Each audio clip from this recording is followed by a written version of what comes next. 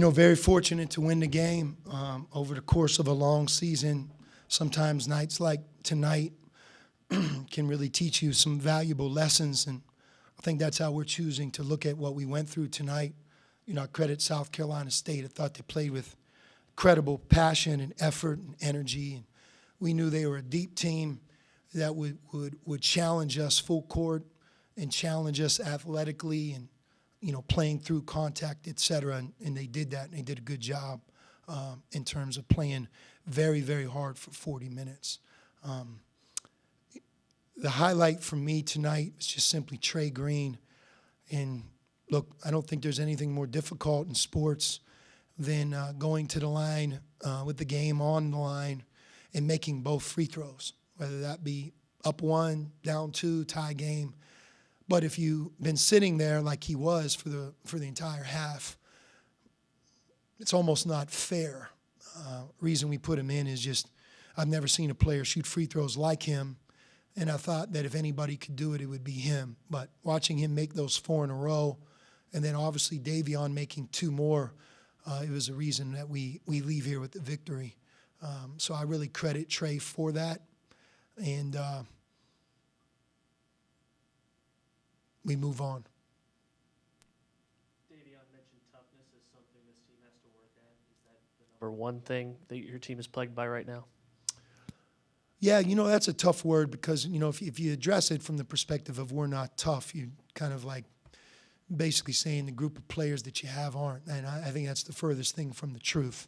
We got a lot of guys that have big hearts, that have overcome a lot of things in their career, that really play the game with great energy. Tonight we did not do that as well as we needed to, and I thought that stood out. You mentioned Trey sitting all of the second half, and you kind of shortened your rotation to your 5 starters and Jerome for the most part. Can you tell us what went into that decision and what you need to see from the rest of those guys from the bench in practice in the coming weeks to earn more playing time? Yeah, I think the one thing, because of the way the calendar works these days in college sports, college basketball, is, you're around your players quite a bit in the spring and summer, even if you have new guys. And by the time you get into the school year beginning in the fall, you have a lot more time with them, and you're practicing. You're also only practicing against each other. And, I really feel that, you can almost be baited into a false sense of how deep your team is, because you're around guys every day. If you have a good group, which we do, if you have an older group, which we do, you have a group that really works hard in the weight room, on the court, et cetera, which we do. You see the goodness in a lot of different guys. But it's not until you really get 8 to 10 games, 10 to 15 games, where I think you truly understand how deep your team is.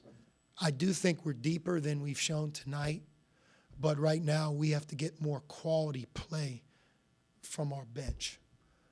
Having said that, if I were the guys on the bench, I would point right back at me and say, yeah, we also have to get more quality play at times from our starters, and that's true.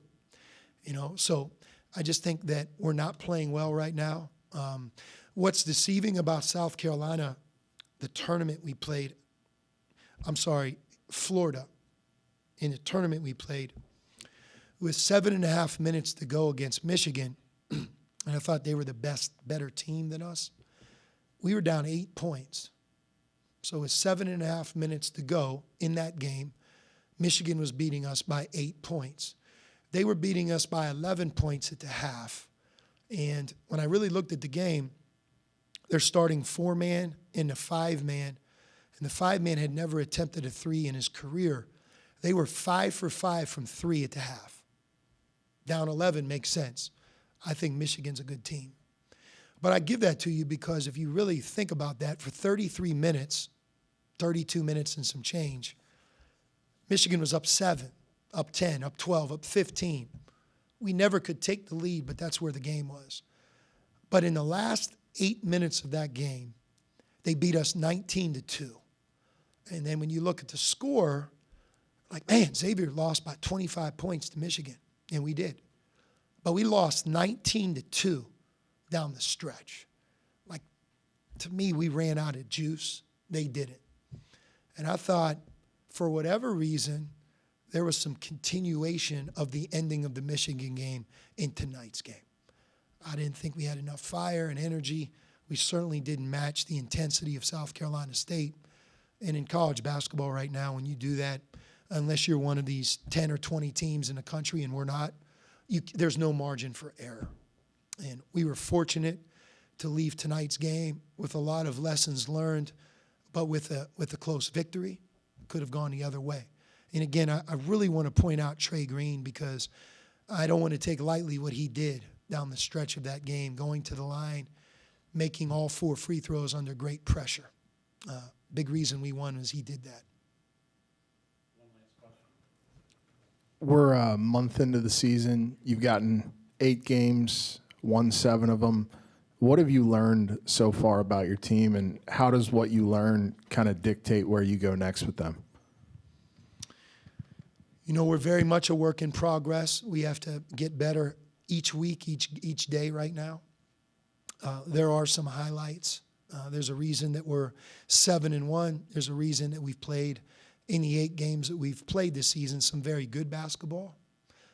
We had an opportunity tonight to put South Carolina State away in a game that didn't feel right, but we weren't able to do that. And I think there's some reasons that that's prevalent. I talked about the ending of the Michigan game. That's up to our coaching staff. That's up to me to get to the solutions of that. You know, one solution I think is Jerome Hunter, as he continues to be more healthy. For example, he was 5 for 6 tonight. Coming into tonight's game, he was shooting in the 30 percentile. He's a way better player than he's played. But if you think about Jerome's journey, the best month of his season shouldn't be November. We're hoping that he'll be better in December, and we're really hoping that he'll hit his stride in January and February, right? But it was great to see him take that step forward. But I think Jerome has separated himself from the rest of the guys that don't start. Maybe we start to look at a possibility of starting him.